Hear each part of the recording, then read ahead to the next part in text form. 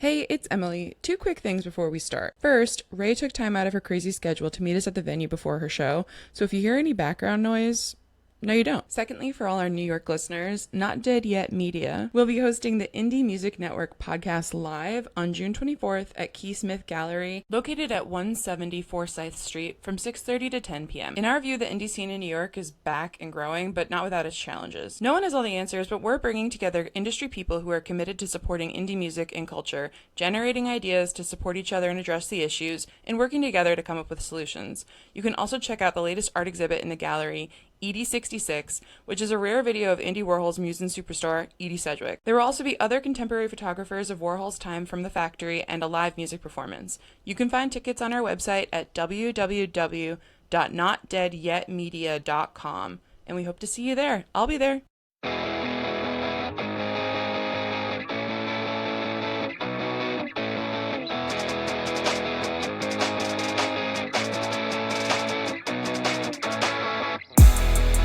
Welcome back to Emily Spins It. I'm Emily, and today I have Rae Radick with me. Hey, Rae.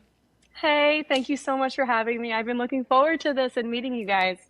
I've been looking forward to meeting you too. I was lucky enough to see your show, Iconic Women of Music, here in New York at the beginning of May, so I was really excited when you wanted to come on and chat. I'm just going to read through the bio you sent real quick. So you are originally from Bucks County, Pennsylvania, but now you're in Nashville, and you've always loved music. So you were in dance classes starting at age 3, is that right? That is right. My mom tells a very funny story how it was my first dance recital at 3. We go on stage and it was a ballerina song, and the girl stands in my spot and I shoved her over and I was like, "No, you stand over there." And I corrected her and my mom was like sinking in her seat. She's like, "I am so sorry." No, you So know back what? then I was a perfectionist. I was going to say, I think that's a good sign, actually. Mm. All the tendencies of being perfect just coming out at 3. So I always ask about the first show you attended. You said it was Stevie Nicks. How old were you when you Mhm. went? I was 8 years old, and I remember my grandmother got me tickets, and I knew every song, and I was named. I just loved her. And ever since I was a kid, I would always say to my grandparents, "Play the pretty lady, play the pretty lady." And obviously it was Stevie.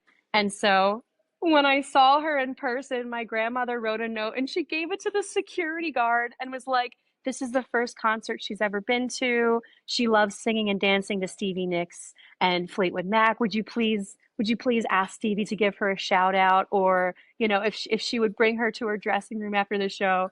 And of course, like, that never happened. I don't know if the security guard even gave it to her, but just the fact that my grandmother went out of her way to write a note, it was very sweet, and I'll never forget it. That's so precious. Has your family always been like really encouraging of your music career? Yeah, I am so blessed. My family is great. My parents recognized my passion for music at a young age and they encouraged it. So they put me in dance classes and voice and guitar and piano. And they've always said, just be yourself, do what you want to do what makes you happy. And they still say that to this day. And I'm very fortunate to say that I'm a full-time performer, but it was because they supported me so strongly. Who would you say gave you like maybe your first break in the Nashville scene? In the Nashville scene? Hmm.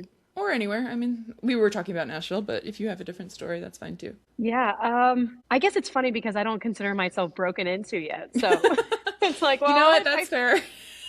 yeah. That's Hmm. fair. I mean, you have a touring show. That's not nothing. I know, but that was all me.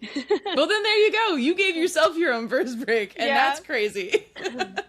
I mean, I guess I have little pockets of people who have encouraged me to continue along, but at the end of the day, I am my own producer. I am my own tour manager and artist and person. Um, I will say, first and foremost, it was probably my parents, follow your dream, go to New York, go to Nashville, tour, do your thing. And then when I performed with Matt Friedman opening for Miranda Lambert, obviously she's wonderful. She's a one of a kind as well. And she said, you got to follow your heart, go to Nashville and just, put in the work. And so that encouraged me to actually move, like actually just pick up my stuff from New York City and move to Nashville. And then once I got here and I was doing the bar scene and I was grinding and I was like, I can't perform in bars anymore. This is way too taxing. That was when I decided to come up with Iconic Women of Music and tour with that. And the person who decided to be my first booking agent was John Salloway. And so he was the one that got me a lot of shows my first year in Nashville. And he encouraged me. He's like, oh, you're a really good songwriter as well. You got to do both. So I would say those are people to definitely give shout outs to, and that they're the ones that are encouraging me to just keep going. And eventually you will get your big break with, Sony Records or something. But Cause hot girls always win.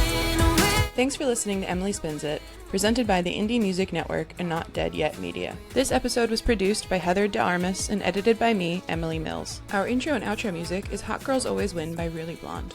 If you've enjoyed the episode, please support the podcast by sharing, subscribing, and leaving a review. You can also follow the show on Instagram and YouTube at Emily Spins It. For more shows about breaking through the noise, head over to the Indie Music Network podcast. If you have questions or feedback, contact us at notdeadyetmedia.com/contact.